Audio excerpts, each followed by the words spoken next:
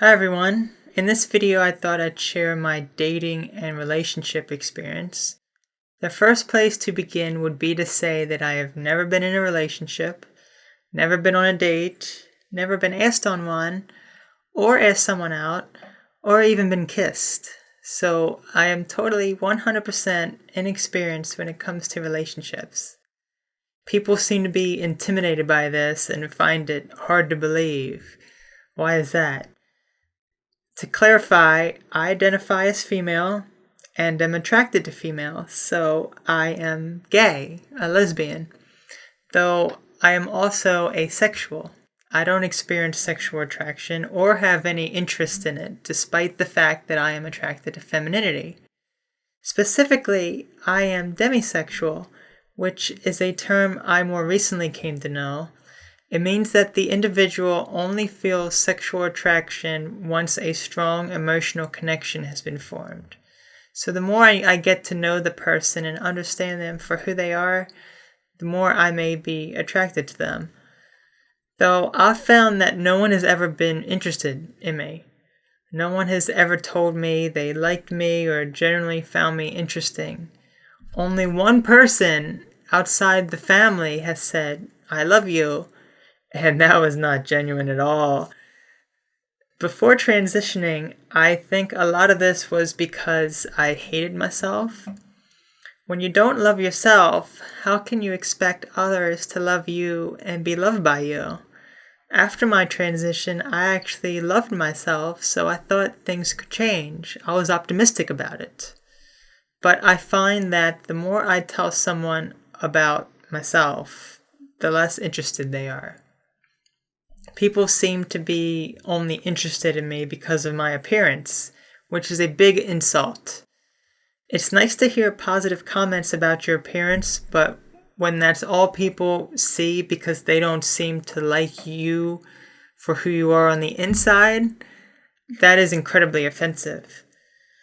Anyone who begins a conversation about my appearance may not be someone I would want to continue speaking with. Though I don't know how to have proper conversations with others. I've never learned proper communication skills. I mean, this isn't something they teach you in class. You learn from socializing. And when you're ostracized, not able to learn those valuable communication skills, people see you differently. My conversations with most people seem to drop off. Partly because I come off as a creepy stalker weirdo. I seem to have a great ability to truly understand someone without much communication. I could be talking with someone and pick up on things without them telling me, and that freaks some people out. Like, how did you know that about me? Or, how do you know where I live? But also, people are like, "Oh, she's a transgender, lesbian, goth, bipolar, multiple personality, schizophrenic." Yeah, that's a lot, and I do come out with that all at once, which freaks people out. And all those things I could be singled out for and made fun of, which I have. People think it's weird that I was born a male and now live as a female, while men think they can change my sexual orientation. Others tell me I dress in a strange way. Why does everything have to be black? That I need to get a grip on my emotions because they are out of control. Asking me, "Which alter ego are you today?" while thinking I'm crazy for being paranoid and delusional. Nobody seems to understand or is accepting to me in my entirety. And I know I sound very negative with saying this, but I don't feel as though there is someone that can truly accept me, since it is just too much for someone else to handle. I can't imagine sharing my life with someone. I just don't see it happening. Plus, I am incredibly selective with the people I choose to associate with. We must be friends first for a long time before I even consider a romantic relationship. On top of that, I try to avoid friendships and relationships at all costs. It's not that I don't want them, because I truly do. It's just that I don't want to be hurt. If someone would not be in my life for the rest of it, then I'd rather not get involved with them at all because I would be devastated to lose them. I can't handle being rejected, so I just avoid it. I have very severe trust and insecurity issues from all the lies and deceit I have encountered. Though I think if someone does manage to come into my life and I truly can trust them, I don't think it'll be long before I become very paranoid and delusional, accusing them of going behind my back, lying, cheating, and doing other things that would make me not want to be with them anymore. So all I know is being alone, no one being interested, and being betrayed, deceived, and lied to. So naturally, by default, I'm going to think the same of everyone I encounter. Why would I think otherwise if everyone I have met up to this point in my life has treated me the same? I've never felt loved or accepted when that's really all I want. I've never felt like I belong or fit in anywhere, always feeling like an outcast. Shortly after I truly began to love and accept myself, I said, why not try an online dating site? Since I felt as though I was ready. Of course, being completely pessimistic about finding anyone, even a tad bit similar to me, I was terrified by the idea of joining a dating site, but thought I needed to actually start communicating with people. I joined a free dating site called OkCupid. I'm not going to pay to find friends and relationships since I don't feel a price should be put on such things. But since it's free, there are going to be a lot of creeps and fakes, which I encounter plenty of, so you have to be very careful. Anyway, I really like the site.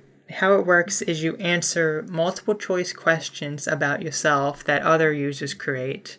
These can be anything, and some are really disgusting. There are options for what you would answer, what you prefer a partner to answer, and how important the question is. So, for example, if a question asks if I would date a smoker, I would answer no, choose no for my partner's response, and make the relevance very important or mandatory. If you don't care, you can choose both options for the partner's answer, which would make the question irrelevant. Depending on how other people answer the questions will determine the percentages. When someone answers the way you want, it raises the match percent. But if they answer the opposite, it increases the enemy percent.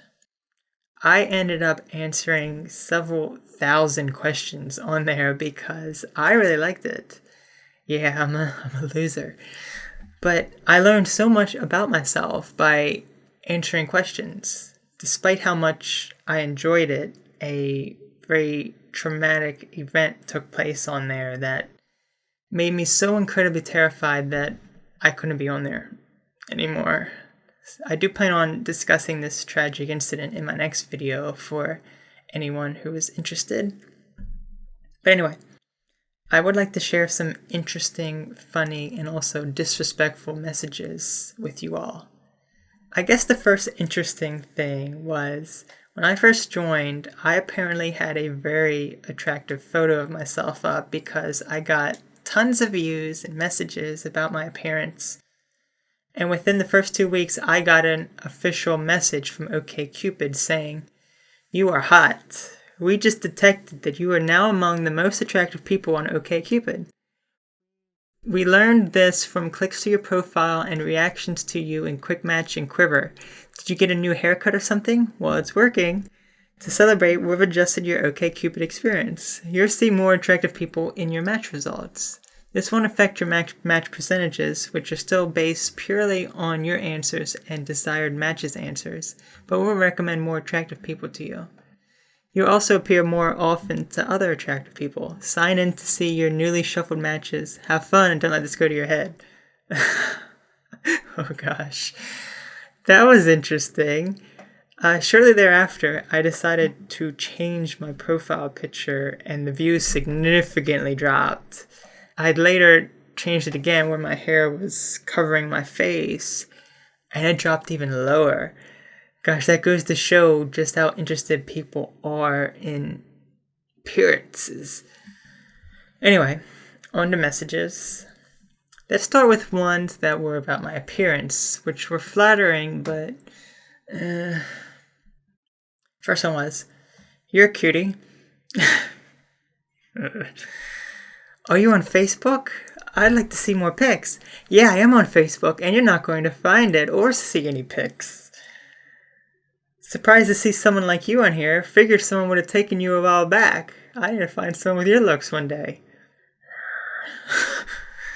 Other interesting messages were, "Hey, I saw we were a match on here. I was just wondering what you're looking for." "You want to know what I'm looking for? I'll tell you what I'm looking for. Someone who's not going to ask me what I'm looking for. That's what I'm looking for." Another was, one of the questions that I loved reading was the one about falling in love with someone you just met online. As crazy as it sounds, it has happened to me before a few times. Your heart just feels that love if you truly have a connection with someone. Have you experienced that at all? Sorry. I know what you're getting at.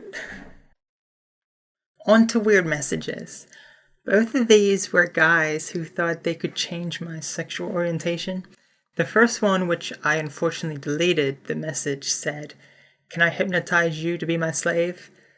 Okay, you want to play games now, don't you? So I was like, "Ooh, yes, if you think you can hypnotize a lesbian." He said something like, "Sure, when would you like to have it done?" And I was like, "Right this minute." And he said something like, "We can do it over the phone." And I didn't say anything and logged out. When I went back on a few hours later, he commented again saying, "What happened?" But the funniest part was that his account was banned. Another weird one was, "Sup, baby girl, should definitely come over tonight. I have no plans. I'm Cameron. Phone number?